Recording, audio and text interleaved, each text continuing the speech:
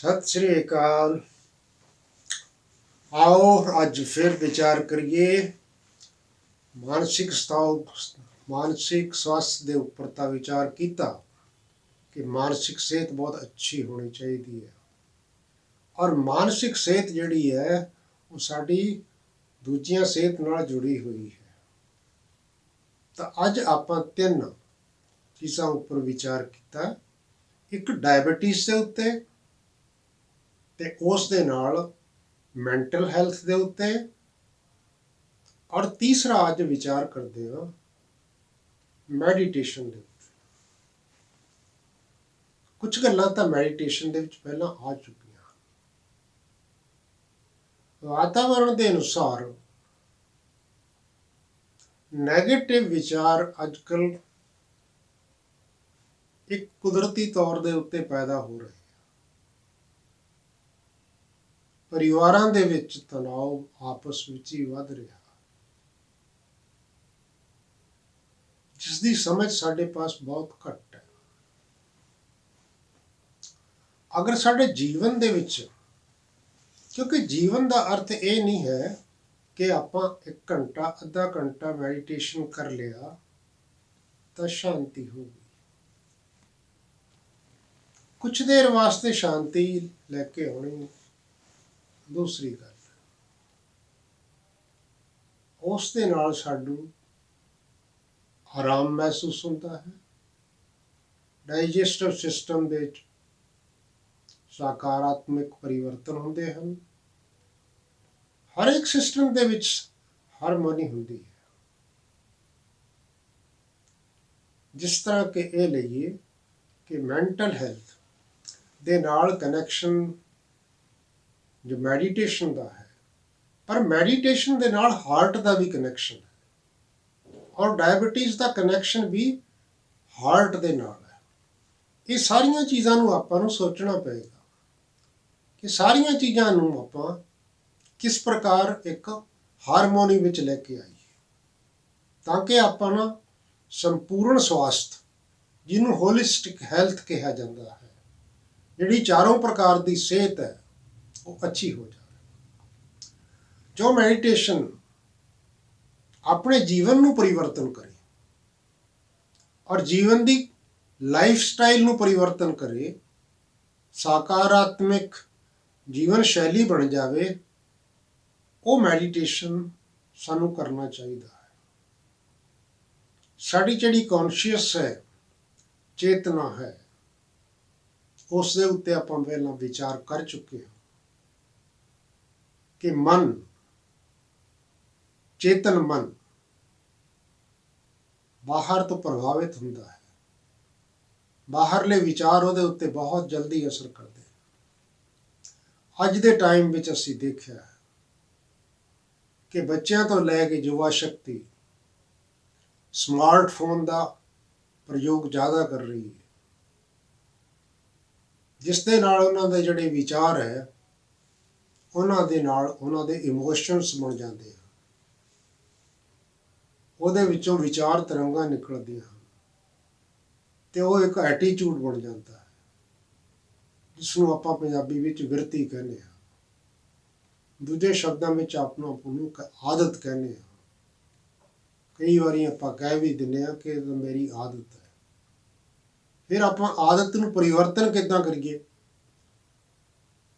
ਜਿਹੜੀ ਆਦਤ ਨੈਗੇਟਿਵ ਬਣ ਚੁੱਕੀ ਹੈ, ਉਸ ਨੈਗੇਟਿਵ ਆਦਤ ਨੂੰ ਪੋਜ਼ਿਟਿਵ ਬਣਾਉਣ ਵਾਸਤੇ ਤਾਂ ਫਿਰ ਪੋਜ਼ਿਟਿਵ ਵਿਚਾਰਾਂ ਦਾ ਸਹਾਰਾ ਲੈਣਾ ਪਏਗਾ। ਪੋਜ਼ਿਟਿਵ ਵਿਚਾਰ ਕੀ ਹਨ? ਆਪਾਂ 2-3 ਕਿਸਮ ਦੇ ਵਿਚਾਰਾਂ ਨੂੰ ਸਮਝ ਚੁੱਕੇ ਹਾਂ। ਇੱਕ ਜ਼ਰੂਰੀ ਵਿਚਾਰ ਹੈ, ਜਿਹੜੇ ਕਿ ਸਾਨੂੰ ਕਰਨੇ ਪੈਂਦੇ ਆ। ਘਰ ਦਾ ਕਾਰੋਬਾਰ ਕਰਨਾ, ਬਿਜ਼ਨਸ ਕਰਨਾ, ਉਹ ਵਿਚਾਰ ਸਾਡੇ ਚੱਲਦੇ ਆ। ਇੱਕ ਤਾਂ ਆਪਾਂ ਵੇਸਟ ਵਿਚਾਰ ਨਾ ਕਰੀਏ। ਵੇਸਟ ਵਿਚਾਰ ਕੀ ਹੁੰਦੇ ਹਨ? ਵਿਅਰਥ ਵਿਚਾਰ, ਜਿਨ੍ਹਾਂ ਦਾ ਸਾਡੇ ਨਾਲ ਕੋਈ ਸਰੋਕਾਰ ਨਹੀਂ ਹੈ। ਤਾਂ ਇਸ ਤਰ੍ਹਾਂ ਹੀ ਇਹ ਚੀਜ਼ ਨੂੰ ਵੇਖੀਏ ਕਿ ਜਿਹੜੇ ਪੋਜ਼ਿਟਿਵ ਥਾਟਸ ਹੈ, ਉਹ ਪੋਜ਼ਿਟਿਵ ਥਾਟਸ ਜਿਨ੍ਹਾਂ ਦੇ ਵਿੱਚ ਦਿਵਯਤਾ ਹੋਵੇ, ਜਿਨ੍ਹਾਂ ਦੇ ਵਿੱਚ ਡਿਵਾਈਨਿਟੀ ਹੋਵੇ, ਇਹਨਾਂ ਵਿਚਾਰਾਂ ਨੂੰ ਅਸੀਂ ਸੁਪਰਾ ਕੌਨਸ਼ੀਅਸ ਦੇ ਨਾਲ ਜੋੜ ਸਕਦੇ ਹਾਂ।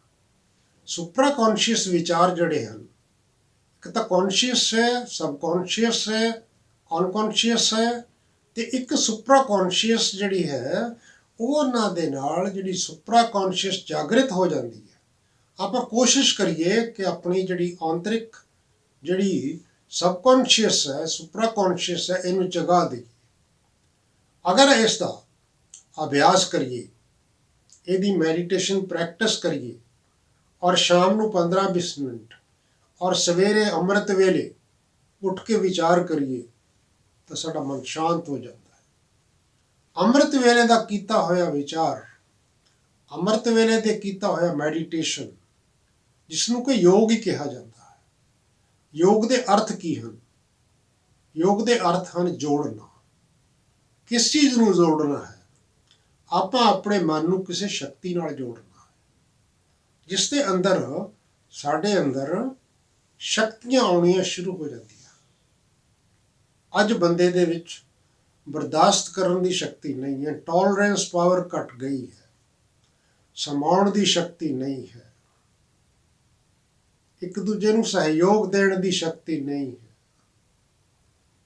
ਔਰ ਆਪਣੇ ਵਿਚਾਰਾਂ ਨੂੰ ਕੰਟਰੋਲ ਕਰਨ ਦੀ ਸ਼ਕਤੀ ਨਹੀਂ ਹੈ। ਇਹ ਸ਼ਕਤੀਆਂ ਕਿੱਥੋਂ ਮਿਲ ਸਕਦੀਆਂ ਹਨ? ਜਦੋਂ ਆਪਾਂ ਇਕਾਗਰ ਹੋ ਕੇ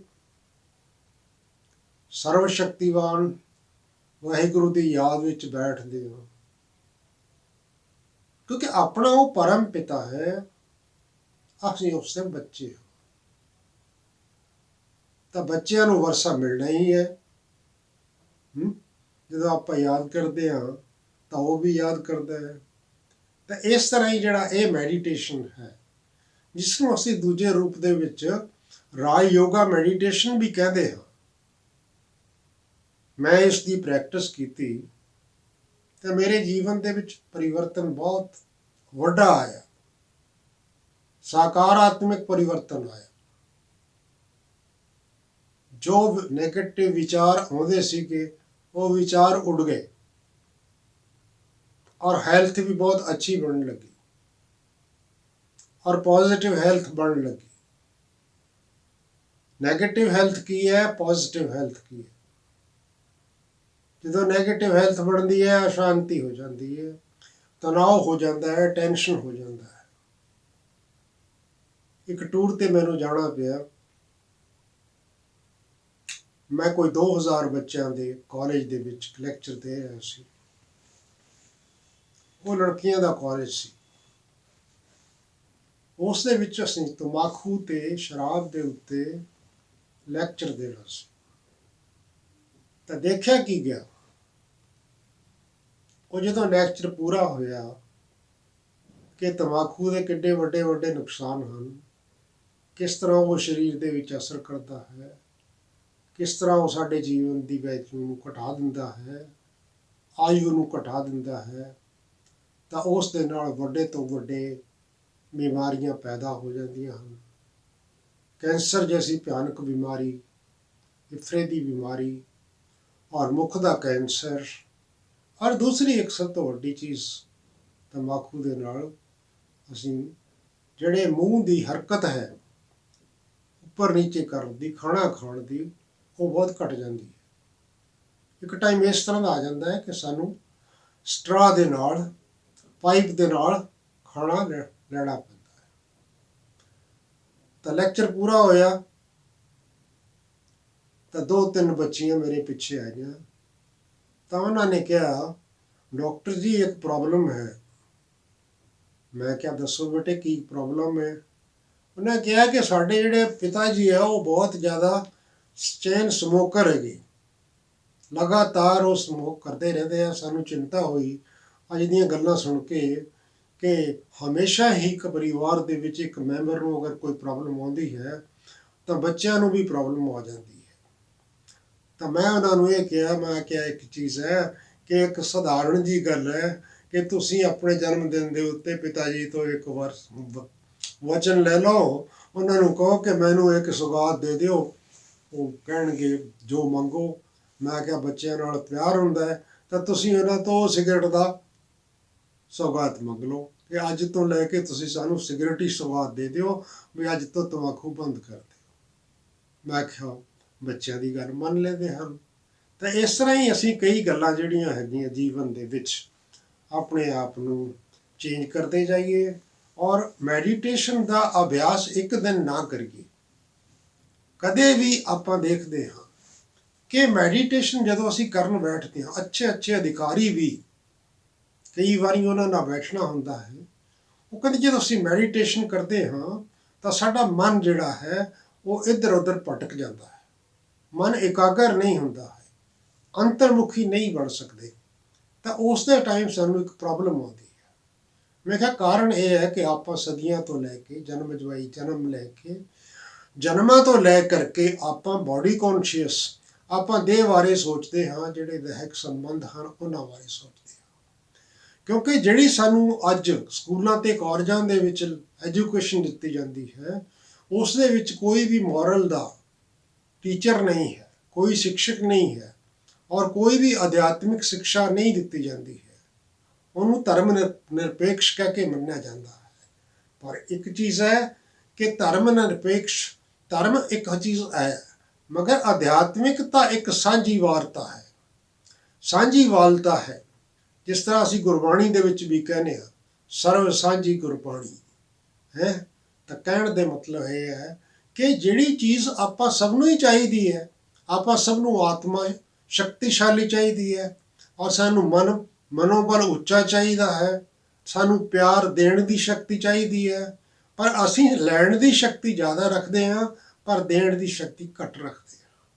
ਪਿਆਰ ਦੇਣਾ ਔਰ ਪਿਆਰ ਲੈਣਾ, ਪਹਿਲਾਂ ਪਿਆਰ ਦਿਓ, ਪਹਿਲਾਂ ਰਿਗਾਰਡ ਦਿਓ, ਔਰ ਮੋਸਟ ਤੋਂ ਮਗਰੋਂ ਰਿਗਾਰਡ ਆਪਣੇ ਆਪ ਮਿਲ ਜਾਂਦੇ ਹਨ।